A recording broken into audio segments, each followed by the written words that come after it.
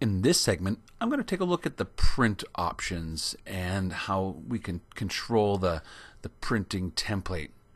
And that's found under your drop-down menu here. File and Print. So it automatically comes up with, and I'll just maybe resize this window to make sure it fits within the space that I have set up for this video. Okay, I think that'll fit. Okay, so well, you can see a number of things here. This is like your print preview, and I guess you could just go ahead and say okay, and it would start printing, or cancel to stop. But we have the ability to, first of all, you can see all the things on my screen. You can see my hoop, you can see the design information, you can see the color information, you can see information about the fabric and stabilizer choices.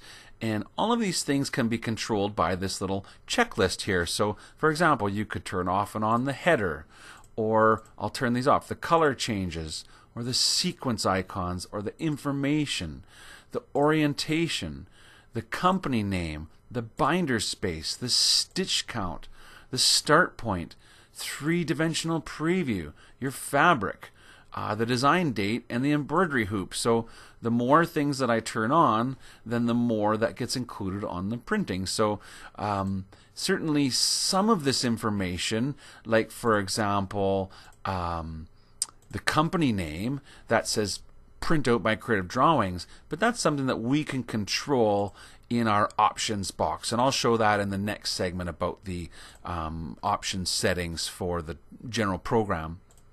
But when you go into Print Preview, you have the ability to choose what things you do and don't want to have included in your embroidery printout. So you also have the ability to create a tiled printout. So if it has more than one page, it can be a 2-page printout by one or whatever, and you can choose landscape versus portrait.